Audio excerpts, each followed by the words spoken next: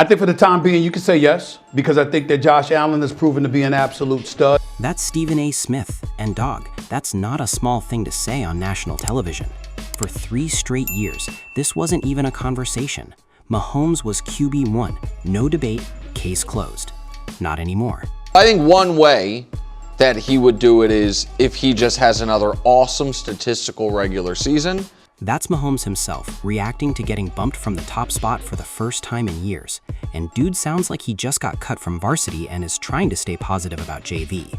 That's not the energy of a guy who's used to this. It seems to me like we are in one of the golden ages of quarterback play. We are. And having the guy atop the league be a guy who's never sniffed a Super Bowl feels weird to me. Never sniffed a Super Bowl. That's Nick Wright. And that line right there is the whole controversy in one breath. So let's break down how we actually got here, because this isn't some hot take rage bait. This is an actual real survey with actual real football people putting their names on it. Here's the setup. ESPN's Jeremy Fowler goes out every summer and polls league executives, coaches, and scouts, then compiles their answers into a top 10 quarterback ranking heading into the season. For 3 straight years, Mahomes sat at number 1, unanimous, no argument. This year, for the first time since he became the guy, he drops to number 2. Josh Allen takes the throne.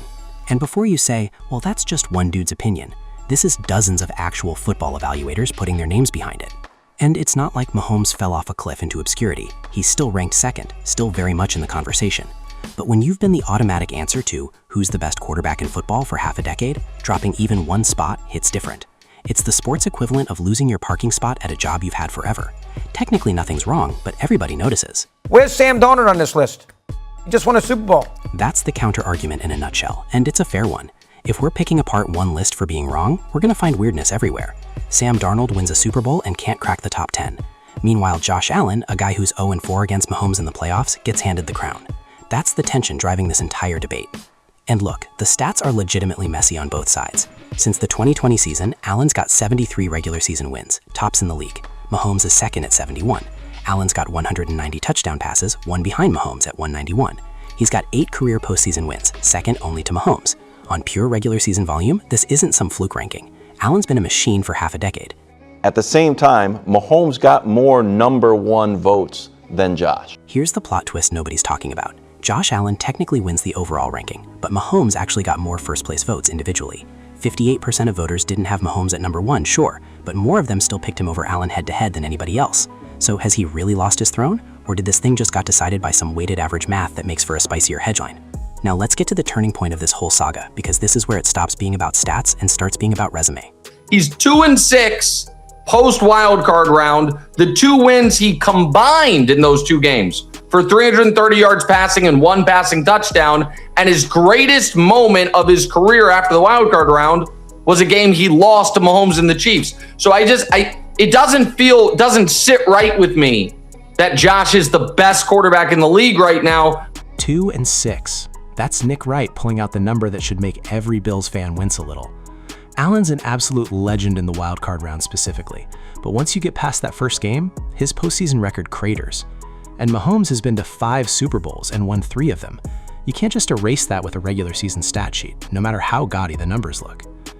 But here's the counter to the counter, and it's actually pretty compelling. These rankings aren't asking who's had the better career. They're asking, if you're building a team from scratch for 2026, who are you picking first? That's a completely different question, dog. And when you frame it that way, Allen's case gets a lot stronger, because Mahomes is coming off the worst injury of his career, and his statistical numbers have been quietly regressing for 3 straight years even before the knee blew up. Think about that gap for a second. Mahomes' completion percentage, passing yards, and touchdown passes all hit career lows last season, and that's with the injury only accounting for the final few games. This wasn't a guy who got hurt at his peak, it was a guy already trending down who then tore his ACL and LCL on top of it. Meanwhile, Allen just keeps stacking seasons where the counting stats barely move. 73 wins since 2020, an MVP in his back pocket from 2024, and he did it all without a true number 1 receiver most of that stretch. Khalil Shakir became a household name in Buffalo purely because Allen made him one. That's the argument for value over resume, and it's not a dumb one. Until proven otherwise, Patrick Mahomes is still the best quarterback in the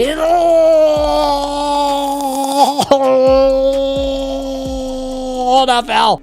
That's a grown man announcing his soul is leaving his body before he says that sentence out loud, because he knows exactly how unpopular it is right now. And that's the whole vibe of this debate. Saying Mahomes is still number one in July of 2026 has become the contrarian take, when 3 years ago it would have been the only sane answer in the room. Here's why the stakes actually matter beyond bragging rights.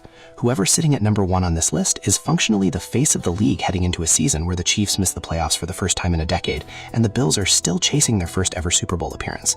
This isn't just internet ego. Coaches use these rankings to sell recruiting pitches to free agents. Networks build broadcast schedules around whoever's the marquee name. Vegas books shift odds based on who the safe pick is at quarterback. A ranking flip like this has real actual ripple effects across the league. There's also a quieter storyline buried in here that nobody's talking about enough. This whole debate is happening while Mahomes is still working his way back from a torn ACL and LCL. He's cleared for training camp, he says his goal is week 1, but he's doing all of this rebuilding his throne talk while his own knee is still the biggest variable in the equation. Compare that to Allen, who's been Iron Man durable for years and just enters the season as the presumptive number 1 with 0 rehab drama attached to his name. That timing alone tells you a lot about why voters lean the way they did, separate from any statute. And it's rippling into every other quarterback conversation too. Once you crack open, is Allen really number 1? Suddenly nobody's ranking feels safe. Nick Wright and Colin Cowherd got into it on the same show about Lamar Jackson dropping all the way to 69th on a separate players-only top 100 list, released the same week as this ranking. Their read on it was blunt.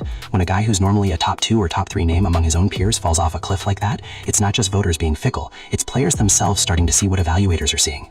Same goes for guys like Justin Herbert, who keeps getting ranked on pure arm talent and upside despite not having won anything yet, versus a Trevor Lawrence who actually gets his team into the playoffs and still can't crack the honorable mentions. Every ranking on this list has somebody arguing the order is backwards. Josh Allen would be 2A to Lamar's 2B because until the game against the Broncos, Josh has actually been better in the postseason than Lamar. That's the honest middle ground a lot of smart football people are landing on. Not Allen clearly number 1, not Mahomes never lost it, but something messier. These guys are all so close right now that the difference between number 1 and number 3 is basically a coin flip, depending on what stat you're staring at that day. And it's not just analysts anymore, it's players calling this out publicly too. Once one-star athlete starts questioning where his peers land on these lists, everybody with a social media account and a grudge chimes in. That's the real ripple effect here. A single QB1 flip turned into a league-wide credibility check on every ranking system anybody's ever trusted.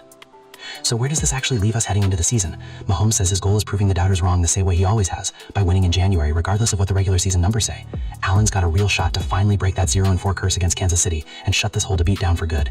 And every single week this season, every close game, every stat line is going to get run back through this exact argument.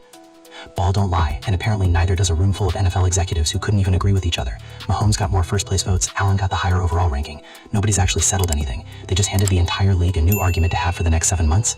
And honestly, that's the best thing that could have happened to your Sunday content calendar.